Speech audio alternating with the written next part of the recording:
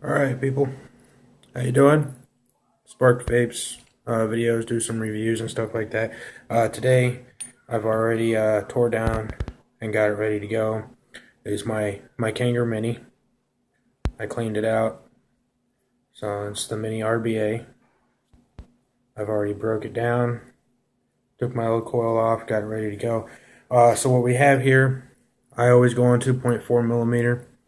Then that way it's not too horribly small or big. And it's all personal preference. I mean, if you're gonna go with a smaller screwdriver, just make sure you don't put too much cotton in it when you wick it. So you're gonna want to adjust accordingly. What I'm gonna do today, probably about five wraps, roughly. I mean, I'm gonna start just like this. Got my screwdriver, my wire. Put it on the back, like so, and I'll hold it with my finger, leaving enough excess so that I can have room to maneuver it on the RBA. So let me go ahead and get this wrapped up. So that's 1, 2, 3, 4, and 5. And like I said, it's all personal preference on wraps and how much you want to do. Once you're done wrapping it, 24 gauge Kanthal, in case I didn't mention it. I'm gonna go ahead and touch bases again. After I get done wrapping it, I push it down the best that I can. It's not gonna hold perfect because it's not the thicker wire. I'm still gonna have to pulse it and squeeze it, but ultimately, there it is. My coil. Now, so RBA, try to move this a little better so you can kind of see the RBA. Alright, that's a little better. In between, like so.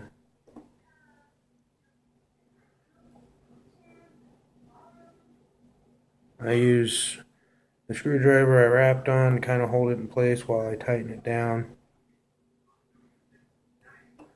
And I still want to try to make sure, to the best of my ability, that that coil is as center as possible.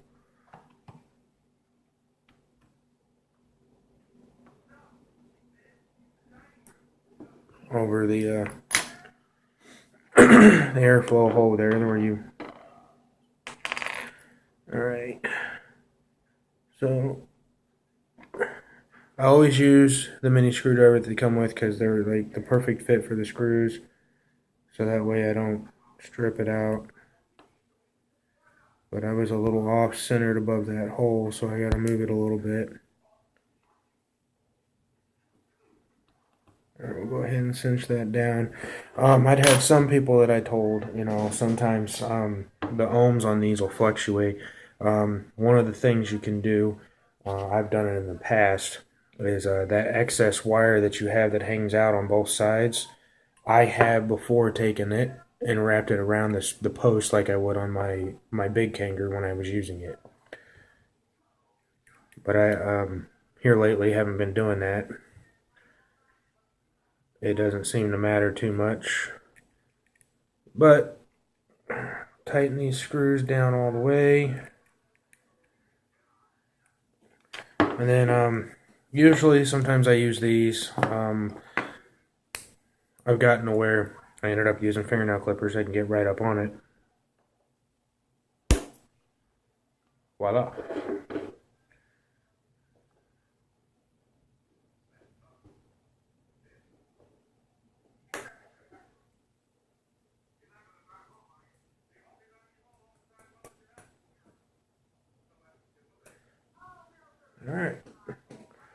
Alright, so we're all trimmed up. See? Alright. Just give you an idea. Before I pulse it or do anything with it, I'll turn this on. Without pulsing it and squeezing it, I'm sitting at about 0.43. So, now what I'm going to do, I'm going to go ahead and turn that off.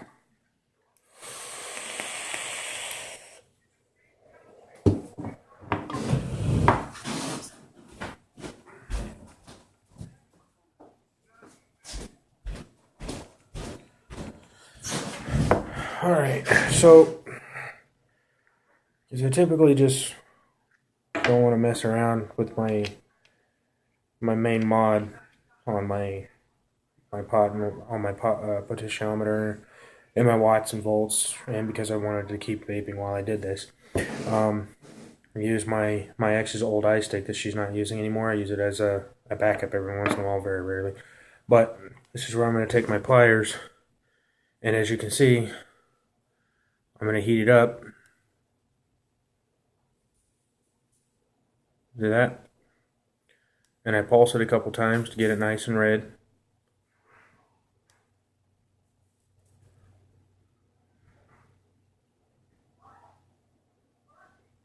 Then I use my little handy dandy here hand pliers, and I squeeze that coil so that way it kind of like, I guess you could call it like a mini weld, like a quick welding is kind of what it does. It heats those coils up just enough to where it'll hold it together.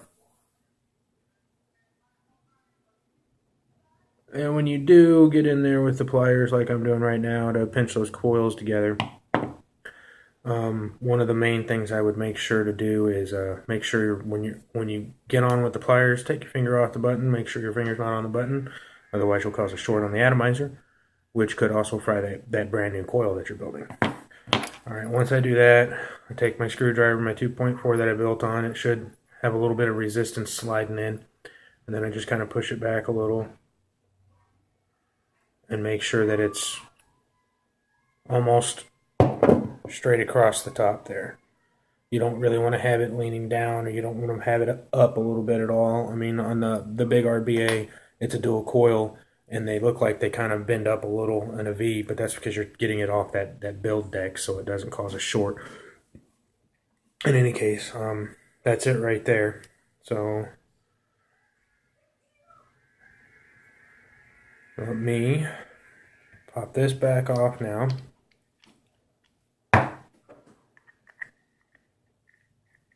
I've had some main issues that I've noticed with those eye sticks. They jump around on the ohms no matter what. So I'm gonna turn it on. Unfortunately, for some reason, it never fails. Every time I do this with a 5 wrap or anything like that, somehow it manages to come out higher than I want it to. So I'm going to tighten my posts down a little bit because my posts were a little loose. Now I'm sitting at a 0.4, which is roughly what I like to have my RBA sit at. Alright, so the next step here that I do on my wicking is I get bulk pretty much of these as cheap as I can get them so they don't come in, but in the RBA they'll come in like this, where they're folded 2 different ways so they can fit in that little bitty tiny small bag. Alright, and I just use it as a guide mostly. I mean, that way I know, because on this it only takes the one piece of cotton, but I gauge about that much cotton. Kind of hard to see. I mean, when I cut it, and I'll show you when I'm done cutting it about how much cotton I wick on these. But I don't need, I messed that one up actually. I didn't cut straight. So I cut that one too small. Wasteful. I'm so wasteful sometimes. Let's get the right amount this time, so I'm not wasting a bunch of cotton over here. Okay, roughly, maybe a tad bit wider, but about, say, wide, roughly. Okay, I've already got a video on how I wick, but I'm going to go ahead and do it again. Usually I'll take it and I fan out my cotton on the end, like so. So where I fan out that square, make it a little flat, and then I just grab as little as I can on the end, and I twist it so it'll go in just like so. Alright, untwist that little small end that I did on that I touched, so it'll fluff out a little bit. Then I pull it back this way. Then I pull it back through this way. Kind of fill that coil with that cotton again. Now, one of the things that I do, a lot of people ask, it's like, well, how much cotton do I do? How much do I trim? How much are all that? All right, I have the O-ring out so you can kind of tell the difference here. Let me get the mini blue screwdriver. But you've got the main deck right here where that black O-ring goes in on the base of the tank. And then next to that, you've got the part where the tank screws in. The tank connects to the bottom hardware. And then up from that, you've got the bottom hardware where the RBA screws in to the bottom hardware. And your RBA housing screws on this right here. Right? Well, when I trim the cotton, I line my scissors up almost pretty much next to the base hardware right here, right next to the RBA. And on that lip, as you can see, this lip, I kind of line my scissors on it. Just to give you an example, I'm not going to trim because I can't see what I'm doing. But about right here is where I trim. And that usually gives it just the right amount that you want to get a good wicking on your cotton through that RBA. And again, I have mentioned before to some people, they've asked me that are new to using the RBAs, don't know a whole lot about them. I've had quite a few people ask me roughly how much, what VG/PG level to use on these. On these RBAs, I wouldn't go anything higher than 70/30 because then it's too thick for the little holes on these to pull that juice up. And I'll show you the holes I'm talking about once I get the RBA housing on. Now on the RBA housing, in my other video, I'm going to do the same thing I always do. I go to the side, and then I push up with this hand and go up and around. Now remember, I did already clean my RBA housing. So when you do a new wicking process on your RBA, always make sure you clean your RBA so you got clean, fresh cotton on whatever juice you do choose to put in your tank. And that's just good practice as well. I take my 2.4 milliliter because I can actually get it in there better. And I just push the cotton all the way down in. I clear it off the sides from the coil.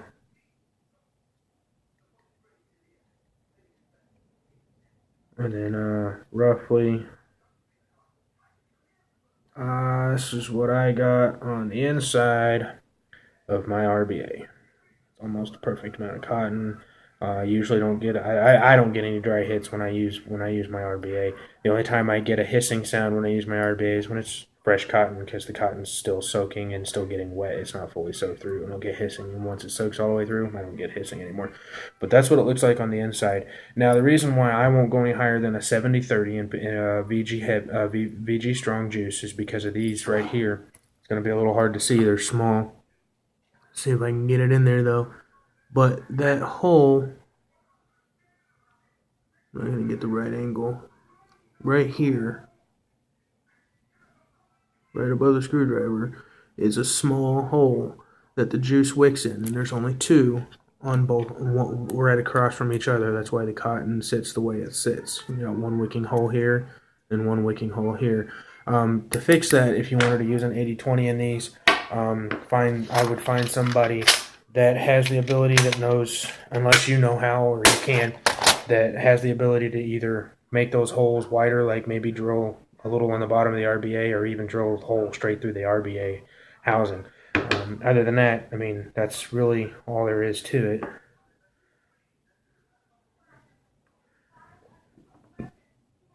All right, well, folks, that's pretty much it. That's building how I build my coils for my RBA. So my RBA coils usually roughly sit between 0.40 to about 0.46-ish. But it all depends on how many wraps you do, how small the inner diameter is, and you don't have to you don't have to actually pinch those coils. If you don't want to, you can leave it as a sleeper build, kind of like the OCCs. I do it that way because I think it gives me better flavor, in my personal opinion. But I mean, that's it. That's all she wrote. As you can see, 0.40. It's about where I sit on my RBA. All right. Well, other than that, the juicing process is about the same as anything on the RBA. Once you get the housing on it, I would use my hex, but I'm not gonna. I don't feel like unscrewing my RDA right now.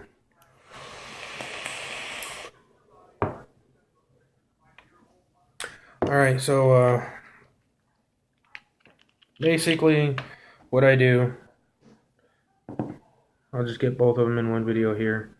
I drip my juice on my cotton like so, like you would any coil to pre-soak the cotton. I let it sit. Once it starts seeing that it looks like it's soaking in, I pulse it a couple times. That way it gets the cotton hot and it has a reason to kind of wick in that juice a little faster. And then I'll soak it a second time. Top of the RBA goes on, like so. And then, of course, you put your tank back together, fill your tank, put it on, prep the tank, good to go. Let me, give me just. All right, so it is. I got my juice in it, prepped my juice, put my juice in it, got my tank fully ready to go.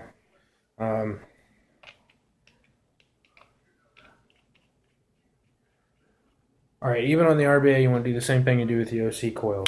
Always, no matter what, even though you pre-prime the coil and it made sure that the juice was soaked up like it was supposed to be, you're still going to want to do it the same way. I close off my breathe holes, finger off the button. About 3 to 4 tugs without any power going on it, with no airflow going in it, with the airflow closed off. I have a process, I don't know why, it's just, I think it works better to do it this way. But then I go in and I open up my breathe hole all the way, just like that. And as you can see, even the ice stick still reads it at 0.4.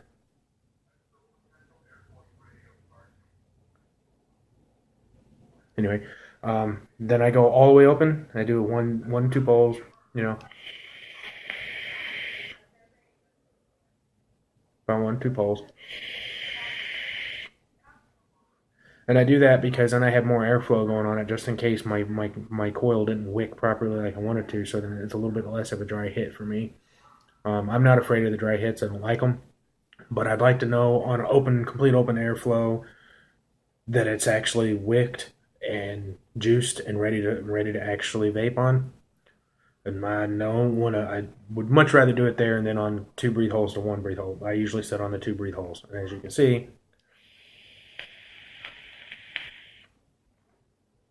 tastes like Skittles, folks. There you go. There you have it. That's what I do with my RBA. So if you guys have any other questions or any other things that you want me to kind of do any videos on or anything like that, I mean, just hit me up. Send me a message if you're friends with me on Facebook. Send me a message on Facebook, and I'll do a video. I do plan on doing some more as I go. It looks like people need help with something, so. Don't be afraid. Subscribe. Don't be afraid to put some, comments up on my videos and let me know what you guys want to see. I do the best that I can do. All right. I'll talk to you guys later. Spark Vapes out.